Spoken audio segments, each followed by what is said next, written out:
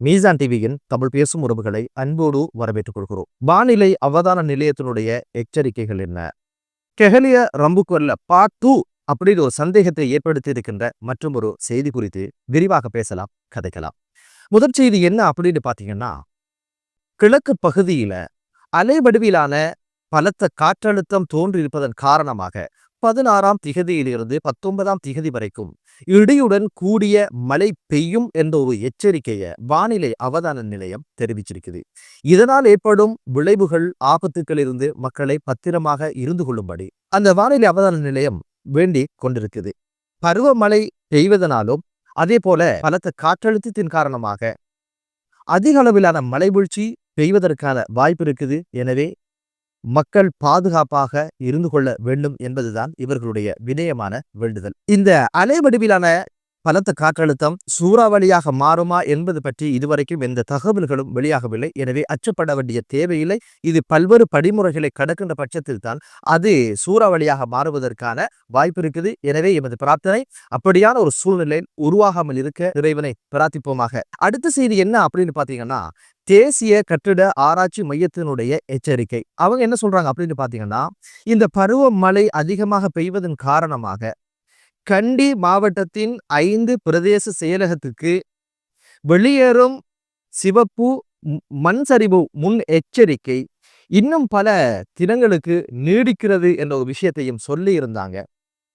எனவே வானிலை அவதான நிலையமும் தேசிய கட்டிட ஆராய்ச்சி மையமும் என்னென்ன விஷயங்கள் சொல்லுதோ அந்த விஷயங்களை கேட்டு நடக்கும்படியும் பிரத்யேகமான ஒரு வேண்டுகோளையும் அவங்க விடுத்திருந்தாங்க. இதை விடுக்கிறதுக்கான காரணம் இல்லாமல் இல்லை.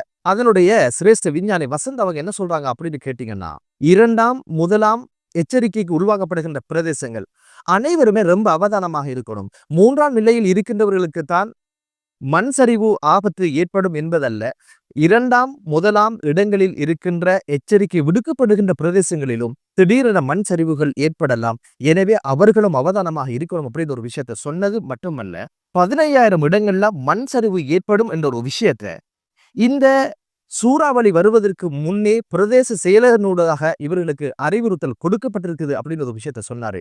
அப்படின்னா என்ன அப்படின்னு பாத்தீங்கன்னா, இந்த குறித்த இடங்கள்ல கட்டிடங்கள் கட்டுவதற்காக 15,000 விண்ணப்பங்கள் இவங்களுக்கு கிடைத்ததாகவும், இந்த விண்ணப்பங்களை மையப்படுத்தி அங்கு ஆய்வுகள் நடத்தப்பட்டதுல கட்டிடங்கள் கட்டுவதற்கு இது உகந்தது அல்லன்னு சொல்லி பிரதேச செயலர்களுக்கு சொல்லி அவர்களுக்கு அறிவுறுத்தல் கொடுக்கப்பட்டும் சட்டத்தை மீறி, இந்த அறிவுறுத்தலை மீறி பல பேர் அந்த இடங்கள்ல கட்டிடங்கள் கட்டியதனால் தான் இந்த விளைவு ஏற்பட்டது அப்படின்னு ஒரு அதிர்ச்சியான செய்தியையும் சிரேஷ்ட விஞ்ஞானி வசந்த் அவங்க தெரிவிச்சிருக்கிறாங்க.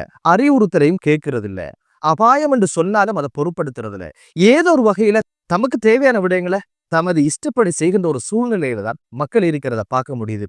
ஒரு சட்டம், ஒரு தடை வரும் பொழுதும் அவைகளுக்கு கட்டுப்பட்டு நடக்கின்ற வழக்கார் எம்மிடத்தில் இல்லாமல் போனதனாலும், அலட்சியமாக அனைத்து விடயங்களும் கடந்து செல்வதனாலும், எமது நிலம், பூர்வீக நிலம், நாம் வீடு கட்ட தகுதியுள்ளவங்க, இதுல தடுக்க நீங்க யாரு அப்படின்னு சொல்லி கடந்து போவதும், ஏதோ சம்திங் பணத்தை கொடுத்துட்டு அந்த ஒரு விஷயங்களை கண்டுகொள்ளாமல் இருக்கிறது தான் இதற்கான காரணமாக மீசான் டிவி பார்க்குது. நேற்றைய தினம் சமூக ஊடகங்கள்ல ஒரு காணொலி பார்க்க கிடைத்தது.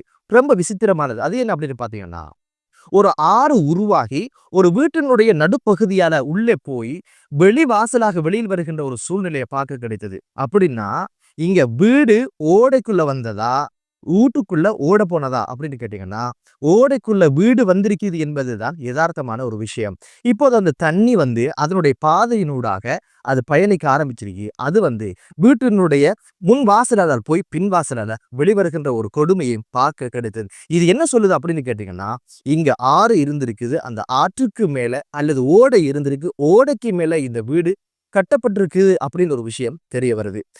என்னதான் இருந்தாலும் சட்டங்களை பேடி நடக்கின்ற மனநிலை வராத வரையில் இது போன்ற அனர்த்தங்களிலிருந்து மக்களை பாதுகாக்க முடியாது என்பது தெரிய வருது.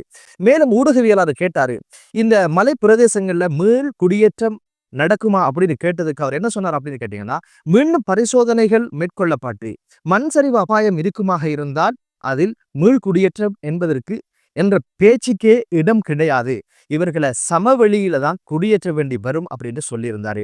அப்படி மண் சரிவு அபாயம் இல்லை என்றால் அவைகளில் மீள் குடியேற்றம் நடக்கும் என்ற விஷயத்த சொல்லியிருந்தாரு.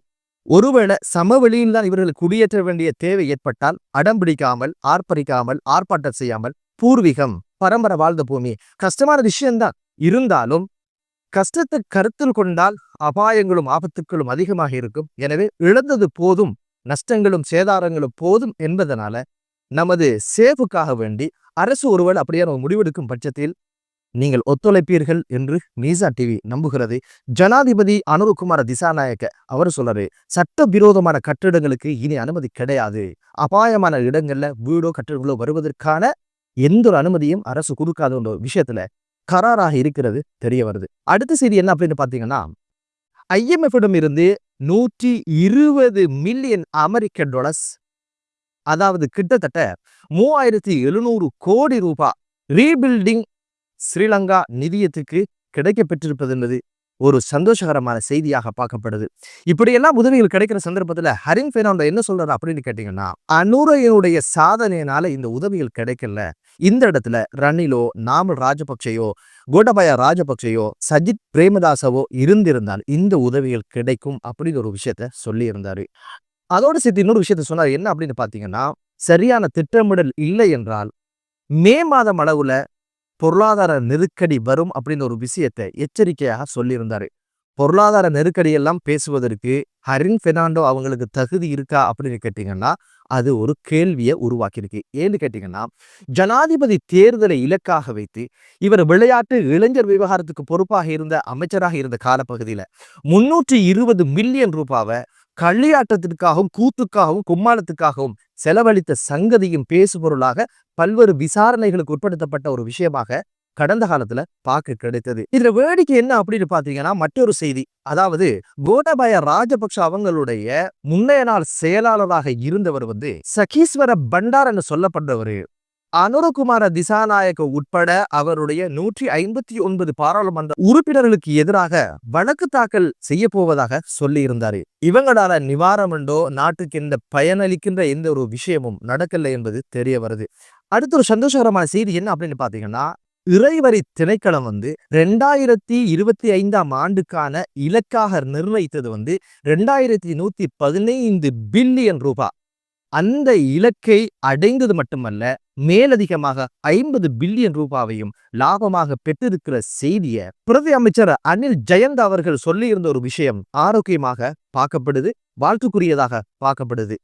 போற்றுவார் போற்றட்டும், புழுதிவாரி தூற்றுவார் தூற்றட்டும் அப்படின்னு சொல்லி இந்த விமர்சனங்கள் எல்லாம் கடந்து அரசு பயணிக்கட்டும் என்ற ஒரு செய்தியை கூறிக்கொண்டு அடுத்த செய்தி என்ன அப்படின்னு பாத்தீங்கன்னா, கெஹலிய ரம்புக்கொல்ல பார்ட் 2 அப்படின்னு சொல்லியிருந்தோம் இல்லையா, அந்த செய்தி எப்படி பதிவாகுது அப்படின்னு கேட்டீங்கன்னா, பாந்தி குமட்டல் போன்றவற்றுக்கு பயன்படுத்துகின்ற 4 வகையான மருந்துகளுக்கு உடனடியாக நடைமுறைக்கு வரும் வகையில பாவனையிலிருந்து அவைகளை அப்புறப்படுத்தும்படி தேசிய ஔடத கட்டுப்பாட்டு திணைக்களம் அரசு மற்றும் தனியார் மருத்துவமனைகளுக்கு அவசர அறிவிப்பையும் ஒரு சுற்று நிருபத்தையும் வழங்கி இருக்கின்ற செய்தி பார்க்க கிடைத்தது. இதற்கான காரணம் என்ன அப்படின்னு பாத்தீங்கன்னா, கண்டி தேசிய வைத்தியசாலையில மேற்கொள்ளப்பட்ட ரசாயன பகுப்பாய்வுல தெரிய வந்த ஒரு விஷயம்தான், குறித்த இந்த 4 வகையான ஊசி மருந்துகளிலும் பாக்டீரியா தொற்று ஏற்பட்டிருப்பதாகவும் அதை பாவனைக்கு பயன்படுத்த வேண்டாம் என்ற ஒரு விஷயம் உடனடியாக நடைமுறைக்கு வரும் வகையில் தான் இதற்கான தடை உத்தரவை இப்போது குறித்த